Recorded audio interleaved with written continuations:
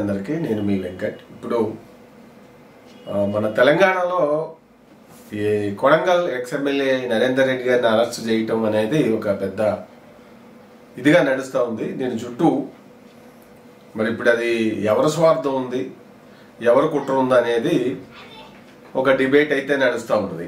ముఖ్యంగా ఇది దేనికి సంబంధించింది అనేది కనుక మనం చూసినట్లయితే ఫార్మా కంపెనీ. మరి ఇప్పుడు ఫార్మా కంపెనీ అక్కడ పెట్టాలనేది ఇప్పటిది కాదు, ఉమ్మడి ఆంధ్రప్రదేశ్ నుంచి ఉన్నప్పుడుదే అది. అక్కడ దుద్యాల మండలం లగచర్ల ఆ చుట్టుపక్కల భూములు అప్పుడు కొండల గుట్లో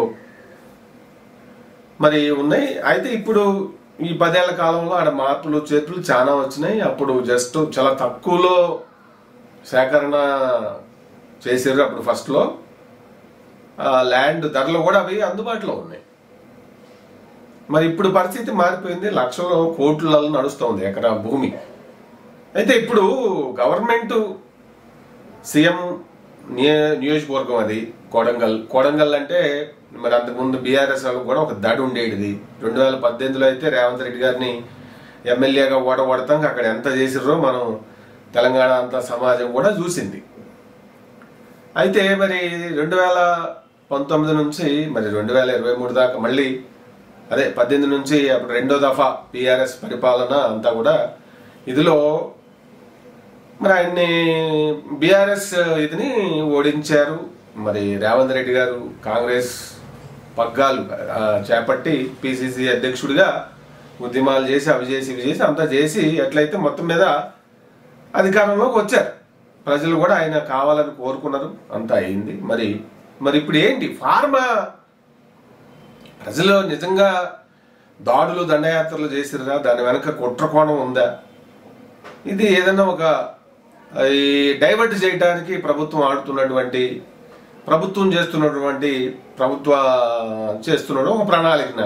ఇట్లా అనేక రకాల కోణాలు ఎవరి వెర్షన్లు వాళ్ళు చూస్తూ ఉన్నారు. కానీ జెన్యూన్గా మనం చూసినట్లయితే ఇప్పుడు మన తెలంగాణ చుట్టూ కాదు, ఇండియా మొత్తమే ఈ ఫార్మా కంపెనీల మూలంగా ఏమైపోతా ఉంది, భూగర్భ జలాలు నాశనం అవుతా ఉన్నాయి, అగ్రికల్చర్ భూములు నాశనం అయిపోతా ఉన్నాయి. ఎందుకంటే ఆ ఫార్మా కంపెనీలు యొక్క వేస్ట్ వచ్చేదాన్ని శుద్ధంగా మెయింటెనెన్స్ లేదు మన దేశంలోనూ రాష్ట్రాల్లో కూడా. అది మనందరికీ తెలిసిందే. ముఖ్యంగా తెలంగాణ రాష్ట్రం విషయానికి వస్తే మరి ఇక్కడ మనకి ఆల్రెడీ మనకి అందరికీ తెలిసిందే కదా, పాసమైలారం, పటాన్ చెరువు, జీడిమెట్ల, ఫార్మా అనంగంలోనే ఇండస్ట్రీస్ అనంగంలోనే మనకి మైండ్లో వస్తుంది అది. ఎందుకంటే ఆ భూములు నాశనం అవటం, సాయిల్ సారం కొట్టుకుపోవటం, చేపలు చచ్చిపోవటం చెరువులలో, చుట్టుపక్కల మహిళల్లో పుట్టే పిల్లల్లో అనేక రకాల మరి వ్యాధులు జబ్బులు వాళ్ళు రావటం, ఇవన్నీ కూడా చూస్తూ ఉన్నాం కదా. ఇప్పుడు జీడిమెట్ల పరిసర ప్రాంతాల్లో ఉంటే ఆ చుట్టుపక్కల ఉండే వాళ్ళకి వాళ్ళందరికీ అటు బంధువర్గాలు ఉంటాయి, అవన్నీ తెలుస్తుంటాయి కదా. అట్లనే పటాన్ చెరువు ఆ పరిసర ప్రాంతాల్లో భూములు ఉన్నవాళ్ళు ఈ ఇండస్ట్రీల వల్ల, పాసమైలారం వాటి వల్ల వ్యర్థాల వల్ల, పారిశ్రామిక వ్యర్థాలు, ఇక్కడ మెయింటెనెన్స్ ఉండదు. ఎప్పుడు బాగా వానలు పడేటప్పుడు అవన్నీ ఎక్కువ ఒక దగ్గర పేర్చి ఒక గ్యాంగ్ ఎంత ఒక పొలిటికల్ గ్యాంబ్లింగ్ అది అన్ని పార్టీల్లో కూడా. ఏం చేస్తారు, మూసీ నది సగం నాశనం కావడానికి కారణం ఏంది కారణం? అది కాదా? మరి చెరువులు జీడిమెట్ల అలాగే మరి పటాన్ చెరువు ఆ ప్రాంతాలలో చెరువులన్నీ నాశనం కావడానికి కారణం ఏంది? ఈ పారిశ్రామిక వ్యర్థాలు బాగా వానలు పడేటప్పుడు ఆ వానల వరదలలో వెళ్ళి ముంచేయటం, మళ్ళీ దాని వెనక అవి మేము కంప్లైంట్ ఎత్తామని చెప్పి ఆ పొలిటికల్గా తీసుకునేటోళ్ళు తీసుకుంటూనే ఉంటారు. అదంతా ఒక పెద్ద వ్యాపారం అన్నమాట. కానీ ఫైనల్గా ఏమైతా ఉంది, ఇప్పటి తరం పిల్లలకి, పసిపిల్లలకి వాళ్ళకంటూ ఈ భూమి మీద వాళ్ళు పెరుగుతున్న కొద్దీ అన్ని రోగాలమయమే. ఇప్పుడు ఫార్మా కంపెనీ అంటే ఆడ ఆందోళన పడటానికి కారణం ప్రధానంగా ఇదే కనపడతా ఉంది. సరే, ప్రభుత్వం నిర్వహించే కంపెనీలలో ఏమైనా గొప్పగా ఉన్నాయా? అసలు పొల్యూషన్ బోర్డు ఉందో లేదో కూడా తెలియదు మనకి ఎక్కడైనా. మన హైదరాబాద్లో అయితే ఇంకంతే, వాళ్ళు ఇక ఏమీ తెలియనట్లు యాక్ట్ చేస్తుంటారు. అసలు అందుబాటులో ఉండరు, మళ్ళీ ఉండడానికి ఫోన్ నెంబర్లు ఉంటాయి. ఎక్కడ ఫోన్లు చేయండి, ఇక్కడ అది ఉంటే ఇది ఉంటే అని. సో ఇదొక ఒక డ్రామా లెక్క ఉంటుంది అన్నమాట ఇదంతా కూడా. మరి ఇవాళ కాంగ్రెస్ ప్రభుత్వం ఇదిలో అక్కడ ఫార్మా కంపెనీ పెడతామని చెప్పి గ్రామాలకి డెవలప్మెంట్ ఒకే దగ్గర కాదు, అది డీసెంట్రలైజ్డ్ కావాలని చెప్పి ముఖ్యమంత్రి గారు అంటుంటారు. కరెక్టే, మంచిదే. కానీ ఏ తరహా డెవలప్మెంట్ కోరుకుంటుంది సమాజం? ఇటువంటి పారిశ్రామిక వ్యర్థాల అయ్యా? ఇప్పుడు మీకు చెప్పేటంతటి వాళ్ళం కాదు మేము, కానీ ప్రజల తరపున ఆలోచన చేస్తే నిజాయితీగా శోధన ఇది కనపడతా ఉంది. ఇది వ్యతిరేకమా, వాళ్ళకి సపోర్టా? ఇట్లా ఈ కోణాన్ని చూస్తే నిండా మునిగేది మీరే. ఎందుకంటే ప్రజల్లో ఒక అసంతృప్తి అనేది రావడానికి దానికి వెనక కూడా చాలా కారణాలు ఉంటాయి. అది మెల్లమెల్లగా గ్రాడ్యువల్గా పెరిగిన తర్వాత పెరుగుతూ ఉన్నప్పుడు ఇటువంటి సంఘటనలు వచ్చినప్పుడు బ్లాస్ట్ అవుతుంది.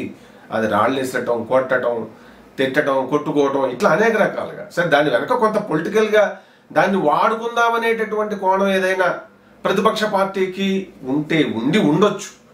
కానీ పూర్తిగా అదే ఒక పొలిటికల్ కోణం ఉందన్నట్టుగా దాన్ని ఆ పార్టీ మీదకి నెట్టేసి ఇది ప్రజా అభిప్రాయాన్ని, ప్రజా ఆగ్రహాన్ని, ప్రజా సమస్యని పట్టించుకోకుండా దాన్ని సైడ్ ట్రాక్ చేద్దామని చూస్తే నిండా మునిగేది అయ్యా కాంగ్రెస్ ప్రభుత్వమే, అందులో డౌటే లేదు. ఒక నిరంతర ప్రజల మధ్యన ఉంటూ ప్రజా సమస్యలతో ప్రజల యొక్క అభిప్రాయం ఎప్పటికప్పుడు మరి గ్రౌండ్ లెవెల్లో సేకరిస్తూ పరిశోధన అంటే ఆలోచన చేస్తూ వాటిని ఎలక్షన్స్ సమయానికి మరి చెప్పే కొద్దిమంది వ్యక్తులలో ఆ కోణంలో నేను కూడా ఒకరిని అనుకోవాలి మీరు. ఎందుకంటే నాకు ఎక్కడికి వెళ్ళినా మేము అంటే జనరల్గా మన తెలంగాణలో ఫోక్ టీవీ ఇట్లా గ్రామాలకి వెళ్తుంటాం, అక్కడ వాళ్ళ ఇళ్ళకెళ్ళి వాళ్ళ ఇది చేస్తుంటాం, ఎట్లుందమ్మా పరిపాలన అని ఒక మాట అడుగుతుంటాం. వాళ్ళు మొదట ఆలోచించకుండా ఏదైతే చెప్తారో అది ప్రామాణికమవుతుంది పబ్లిక్ ఒపీనియన్లో. బాగుంది సారు, రేవంత్ రెడ్డి గారి పాలన బాగానే ఉంది అంటే అది బాగున్నట్టు. చేస్తున్నారయ్యా ఇట్లా వినపడే మాకు ఈ మధ్య అటు కలవకుర్తి సైడ్ పోయినప్పుడు. కానీ కొంతమంది కోపం ఉంది, అది ఏందమ్మా కోపాలంటే అది వాళ్ళు చెప్పింది ఏంటంటే ఇంకా అదే ఆ రైతు బంధు అది అందరికీ సరిగ్గా రాలేదు అనే కోపాలు ఉన్నాయి అన్నట్టుగా వాళ్ళు చెప్పారు. ఇట్లా ఇవన్నీ కూడా ఇప్పుడు మరి ఇదే ముఖ్యమంత్రి గారు రేవంత్ రెడ్డి గారు మల్లన్న సాగర్ బాధితుల కోసం ఆయన వాళ్ళ పక్షాన పోరాడి అనేక ఉద్యమాలు చేసిండు. మరి ఇప్పుడు ఇప్పుడు ఎక్కడైతే కాంగ్రెస్ గెలిచింది కదా అక్కడ ఫార్మా కంపెనీ ఇది పెడతామంటేనే కదా, పెట్టడానికి ట్రై చేస్తేనే కదా కేసీఆర్ గవర్నమెంట్ మీద వ్యతిరేకత వచ్చింది కొన్ని చోట్ల. సో ఇది ప్రజా ఆగ్రహానికి ఒక సంకేతంగా చూడాలి.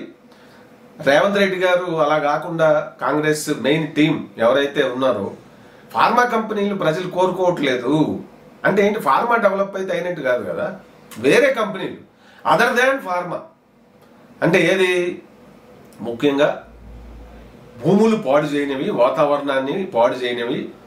ఎందుకంటే ఇప్పుడు ఒక ఫార్మా కంపెనీ పెడితే ఆ చుట్టుపక్కల గ్రామాలు వ్యవసాయ భూములు నాశనం అయితే, గ్రౌండ్ వాటర్ నాశనం అవుతుంది, అక్కడ ఊళ్ళల్లో జనాలు ఉండలేరు ఆ కంపుకి. ఇట్లా అనేక రకాలుగా హ్యాబిటేషన్స్ అనేవి డిస్ట్రాయ్ అయిపోతుంది, ఎన్విరాన్మెంటల్ డిస్ట్రాక్షనే జరుగుతాం. మరి ఇప్పుడు మూసీ నదిని శుభ్రం చేసి వాతావరణాన్ని కాపాడి అందమైన నగరంగా మరి తీర్చిదిద్దడానికి ఒక కంకణం కట్టుకున్నారు కదా. మరి అంత దానిలో మీకు ఒక ఇది కనబడుతున్నప్పుడు, ఒక డెవలప్మెంట్, ఒక ఎకానమీ కనబడుతున్నప్పుడు మరి గ్రామాలు డిస్ట్రాక్షన్ అయిపోతున్నాయి కదా వీటి వల్ల, ఫార్మా కంపెనీల వల్ల. ఇది ఎందుకు మీరు ఆలోచన చేయట్లేదు అనేది ప్రజలు మొత్తుకుంటుండ్రు, వాళ్ళ కోపం రూపంలో వస్తున్నట్టుగా ఉంది. ఇది మీరు ఒకసారి క్రాస్ చెక్ అయితే చేసుకోవాలయ్యా, అది మాత్రం వాస్తవం. అలా కాకుండా అమ్మ తోడు అడ్డంగా వెళ్ళిపోతాము అంటే మాత్రం అది కుట్ర కోణాలు అవన్నీ. మరి ఇప్పుడు అరెస్ట్ చేసే విధానం అదంతా చూస్తే ఒకప్పుడు మిమ్మల్ని అయితే ఈ బీఆర్ఎస్ వాళ్ళు ఎట్లా అరెస్ట్ చేశారు కొడంగల్లో, అర్ధరాత్రి నిద్రపోతుండగా మిడ్ నైట్ వచ్చి పోలీసులు ఎలక్షన్స్ టైంలో 2 రోజులు ఉందనగా అట్లనే చేసినట్టుగా ఉంది. మరి ఇక్కడ హైదరాబాద్ వచ్చి ఆయన ఎక్కడ ఉంటే ఇక్కడ సరే జరిగి ఉంటే దానికి ఒక పద్ధతి ప్రకారం నిమ్మలంగా వెళ్ళొచ్చుగా, అంత తొందరగా ఉంది అనేది కూడా ప్రజలు ఆలోచిస్తారు ఫైనల్గా. ఎందుకంటే ఇది ప్రజా సమస్యగా కనబడుతుంది. ప్రజలకు ఇష్టం లేదు ఈ ఫార్మా కంపెనీలు. దానికి తోడు ఇవన్నీ ఎక్కడో పనికిరాని భూముల్లో ఎక్కడో పెట్టుకోవాలి. అట్లా కాకుండా ఊళ్ళల్లో పెడతాం. మరి ఒక జిల్లాలో కాదు, వేరే వేరే జిల్లాల్లో పెట్టి డిసెంట్రలైజ్డ్ వికేంద్రీకరణ అంటే ఇదే. వికేంద్రీకరణ అంటే ఏదన్నా వేరే ఇంకా రూరల్ అగ్రికల్చర్ బేస్డ్గా ఉండే ఆ ప్రజల యొక్క వ్యవసాయ ప్రోడక్ట్స్ ఇదవడం కోసం కంపెనీలు పర్యావరణ రహితం, పర్యావరణాన్ని పాడు చేయనివి, ముఖ్యంగా భూగర్భ జలాల్ని పాడు చేయ. ఎందుకంటే నీరు మనకి జీవజలం. నీరు పొల్యూషన్ అయిపోతే ఇప్పటికే మనం పీల్చే గాలి, నీరు, తినే ఆహారం 3 కూడా మన భారతదేశంలో విపరీతంగా పొల్యూట్ అయిపోతున్నాయి. హైదరాబాద్ హోటళ్లలో ఎక్కడా కూడా 90% పొల్యూషనే. మనం పీల్చే గాలి ప్రమాణం రెడ్ జోన్లో ఉంది హైదరాబాద్లో. ప్రపంచం సర్వే ప్రకారం ఎట్లుంది, ఈ మోస్ట్ డేంజరస్ ఎయిర్ పొల్యూషన్లలో టాప్ 6 సిటీస్లో హైదరాబాద్ ఉంది. మరి ఇది ఈ డేటాలంతా మీకు తెలియదేం కాదు. అయ్యా రేవంత్ రెడ్డి గారు, మిమ్మల్ని ముఖ్యమంత్రిగా ప్రజలు కోరుకున్నది ఒక పాజిటివ్ ఇమేజ్తో. సర్వకాల సర్వవస్థల యందు కూడా మీరు ప్రజాపక్షాన నిలబడి కేసీఆర్ లాగా కాకుండా ఒంటెద్దు పోకళ్ళు పోకుండా మరి ముఖ్యంగా మరి గ్రామీణ ప్రాంతాల అభివృద్ధి మీలో కాంగ్రెస్ గవర్నమెంట్లో మీ నాయకత్వంలో జరుగుద్దని ప్రజలు కాంక్షిస్తున్నారు. ఆ ఇమేజ్ని మీరు ఒకసారి ఇప్పుడు చెక్ చేసుకోవాలి. ఆ రాళ్ళు విసరడం వెనక కేవలం కుట్రకోణం అని పొలిటికల్గా ఇచ్చేసి ప్రెస్ మీట్లు పెట్టి మంత్రులు మరి వీళ్ళు మాట్లాడినంత మాత్రాన నిజం ఎటు పోదు. నిజం నిమ్మలంగా ప్రజలకే చేరుకుంటది. అట్లా తిమ్మిని బమ్మిని చేద్దాం అనుకున్న వాళ్ళందరూ అక్కడ ఏపీలో కావచ్చు, ఇక్కడ అంతకుముందు బీఆర్ఎస్ కేసీఆర్ కావచ్చు, మీ కళ్ళ ముందే ఏం జరిగిందో మీకు తెలియదేం కాదయా. Congress leadership, mainly CM Revanth Reddy గారు ప్రజా ఆగ్రహాన్ని ఏదైతే లగచర్లలో జరిగిందో వాళ్ళు కొట్టడం, రాళ్ళు ఇవ్వడం కనుక అది అధికారుల పైన అట్లా చేయడం అయితే తప్పే, మరీ దారుణంగా.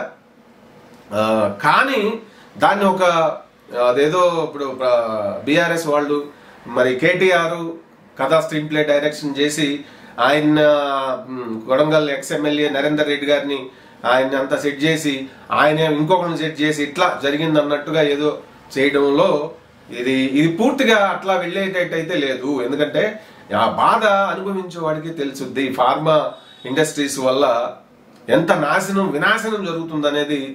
హైదరాబాద్ చుట్టుపక్కల మొత్తం మరి ప్రజలకు తెలియదేం కాదు. ముఖ్యంగా జీడిమెట్ల, పటాన్ చెరువు ఇదంతా కూడా. మరి వేరే వేరే దేశాల్లో ఎక్కువ ఫార్మాలు ఉండవు. ఎందుకు? ఎంత నాశనం అవుద్దని అక్కడ గవర్నమెంట్లు ఒప్పుకోవు. కానీ మనలాంటి దిక్కుమాలిన థర్డ్ వరల్డ్ కంట్రీస్, పేద కంట్రీలు ఏంటంటే ఆ అభివృద్ధి చెందిన కంట్రీలన్నీ ఏయో మాయామంత్రాలు చేసి మీకు డిస్కౌంట్లు ఇస్తాం. ఎందుకంటే ఇక్కడ పొలిటికల్ లీడర్షిప్ అంతా అకౌంటబిలిటీ ఉండదు, హానెస్టీ ఉండదు. ఇక్కడ డిస్కౌంట్లు, మరి ఈ కరప్షన్ అనేక రకాలుగా ఉంటాయి. కాబట్టి దేశం అంతా నాశనం అవుతుంది. ఒకప్పుడు జంబూ ద్వీపే, మరి ఒకప్పుడు ఎంతో పెద్ద దేశం, మరి సంపదలు ఉన్న రత్నగర్భం, మరి ఇప్పుడు గర్భదరిద్రులుగా అయిపోతున్నటువంటి దేశం మంది. దానికి పొలిటికల్ లీడర్షిప్పే ప్రధాన కారణం. ఈ పేదరికాన్ని పెంచి పోషించడం, ఇట్లా సమస్య ఏదన్నా వస్తే దాన్ని ఇంకో రకంగా డైవర్ట్ చేయడం, ఇట్లా జరుగుతూ ఉంది. ఇది కాదు అయ్యా రేవంత్ రెడ్డి గారు. ఇది మీరు ఈ ఫార్మా వ్యవహారాన్ని గ్రామాలకు కాదు కదా, అసలు ఆ కాన్సెప్టే ప్రజలు ఇష్టపడతలేదనే దానికి ఇక్కడ వికారాబాద్ దుద్యాల మండలం లగచర్లలో ప్రజా వ్యతిరేకత ఆందోళన ఒక సింబాలిక్ ఎక్స్ప్రెషన్. అది ఒక జర్నలిస్ట్గా, ఒక ఎనలిస్ట్గా, ఒక గ్రౌండ్ లెవెల్లో ప్రజలతో మమేకం అవుతూ ఎప్పటికప్పుడు వాళ్ళ అభిప్రాయాలను సేకరిస్తూ ఉండే ఒక ఇదిగా నాకున్న అనుభవం, నాకున్నటువంటి పరిశీలన మీ అంతా ఉండదు, అది తెలుసు నాకు. ఏదో నా చిన్న అండర్స్టాండింగ్, చిన్న ధమాక్ నుంచి ఉన్న ఒక అబ్జర్వేషన్ ప్రకారం ఇది మీ ప్రభుత్వం పైన, ఈ విధానాల పైన తెలంగాణ సమాజం అక్కడ స్టార్ట్ అవుతుంది. ఈ ఫార్మాది ముంచేస్తుంది. ఈ విధంగా గనక ఏదైతే ప్రజలు భూములు నాశనం అయ్యేవి, వాళ్ళ ఆరోగ్యాలు నాశనం అయ్యేవి, వాళ్ళ అన్ని విధాలుగా నాశనం చేసే వాటిని ఇష్టపడతలేదు. దానికి స్ట్రాంగ్ అపోజిషనే స్ట్రాంగ్ రివోల్టే ఇప్పుడు లగచర్లలో జరిగినటువంటి రివోల్ట్గా నాకు అనిపిస్తూ ఉంది. ఇవి నా అభిప్రాయాలు, నా స్వీయ అభిప్రాయాలు. సో కాబట్టి ఒకసారి దుందుడుగుగా వెళ్ళిపోవడం అనేది ప్రమాదకరంగా ఉంటుంది. అట్లా వెళ్ళి భంగపడ్డారు. మూడోసారి హ్యాట్రిక్ కొడదాం అనుకున్నటువంటి బీఆర్ఎస్ నాయకత్వం మీరు క్రాస్ చెక్ చేసుకోవాల్సినటువంటి హిస్టారికల్ అకేషన్ ఇది. హిస్టారికల్ అంటే ఒక చారిత్రక అవసరం ఇది. అలా కాకుండా we are right, others are wrong, we are right, public is wrong, we are right, opposition party is wrong అనే వెర్షన్లో కనుక మీరు పోతే దీనికి తగిన మూల్యం చెల్లించక తప్పదు అనేది ఒక జర్నలిస్టుగా నా అభిప్రాయం. ఇది ఒక పార్టీని వ్యతిరేకించటం కాదు, ఒక పార్టీని సపోర్ట్ చేయటం కాదు. నేను ప్రజల పక్షానే మాట్లాడిన ఈ విషయం, ప్రజల పక్షానే మాట్లాడదలుచుకున్నా. కాబట్టి అయ్యా రేవంత్ రెడ్డి గారు, మీరు వెళ్తున్న ఈ దూకుడు ఫార్మాలో ఇది మీకు మీ పార్టీకి ఓవరాల్గా ఎఫెక్ట్ చేసేదే తప్ప ఏ విధంగానూ మీకు లాభం చేకూర్చేది కాదు. ఎలక్షన్స్లో మీరు ఇట్లా ప్రజాభిప్రాయాన్ని ఈ ఫార్మా కంపెనీల విషయంలో పట్టించుకోకుండా కనుక వెళితే అదేదో అపోజిషన్ పార్టీల మీద నెట్టేసి అమ్మయ్య వాళ్ళ విలనం చేసేసాంలే, వాళ్ళ అరెస్టులు చేసాంలే అంటే ప్రజలేమి గుడ్డి వాళ్ళు కాదు. ప్రజలు ఎప్పుడు అలర్ట్గా ఉంటారు.